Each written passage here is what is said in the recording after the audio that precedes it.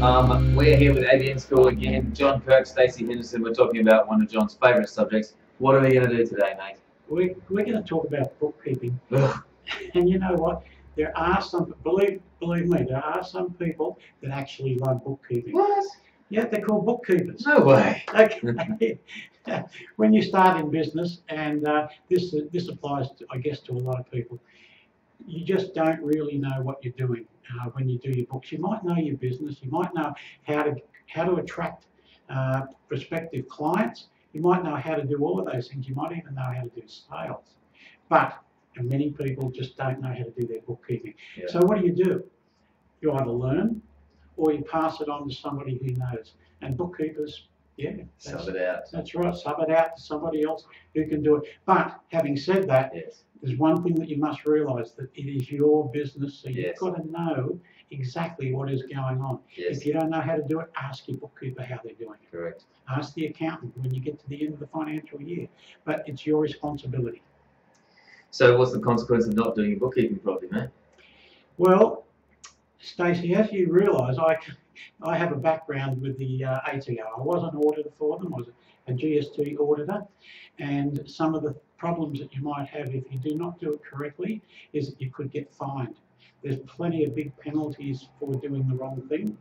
The tax office tend to go reasonably light on you if it's a first-time mistake, but if you should have known better and you've made that mistake before, the fines can be quite hefty. Absolutely. Look, there's obviously huge losses when it comes to, fines and bankruptcy and being audited and that sort of stuff. But I think a lot of the biggest losses probably come from people not really knowing their financial position, because their bookkeeping's not up to scratch, and they're not. I've worked with hundreds and hundreds of small businesses in the past, and the amount of people I know who prepare their tax return in August or September, which implies to me that they haven't had really any idea what their business has been doing as the year's gone on. Not a good way to do it. The wealthy people always know where they are at any point. The smarter ones who are up to date with their books. So definitely a good idea to be on top of your bookkeeping. Now, how do you do that, John? I've got a little nugget here for you. Shall I show them? Yes, yeah. So I went to a very fancy accountant one day. I paid $400 for an hour, and I was like, I've got this situation, and I want to learn how to do my things properly. And he said, I've got a great solution for you. And I was expecting him to pull out some whiz-bang computer or software, and he goes, you just need one of these, Stacey. It's a spike. It's as simple as. And I said, but I've got more than one business. How am I going to do that? And he said, get 2 spikes. Now, as funny as it sounds, these keep them nice and chronological. It keeps it so easy, and it keeps them separated and simple. This can be your personal expenses for whatever you like to keep track of your clothing. This can be your business expenses. Keep them on the desk. Keep them handy. I've actually taken it to the next level. I have something called Receipt Bank, which is where I actually take a photo of the receipt with my phone. It's software, and it talks straight to QuickBooks or what's the other one? QuickBooks? Xero, those sorts of things.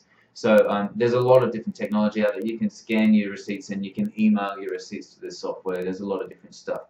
But bookkeeping is something that I really don't like. But I do want to go back to that one point you made before.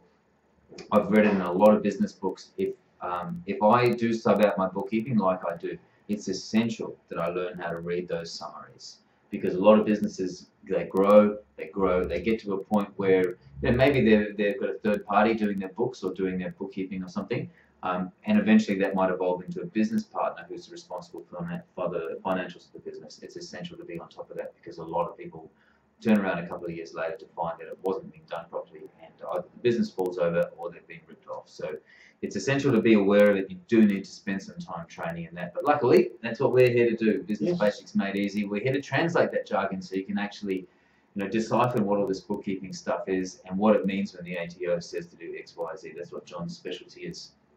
It's great to have you on board, champ. Thank you very much. Cool. Yeah, just to finish off what Stacey was just saying there, just remember that it is your responsibility, and whether it's your responsibility or not, it's your business. Why wouldn't you want to know what's going on inside? Yeah, it's essential. Rock and roll. Have a great day. ABN School, Business Basics Made Easy.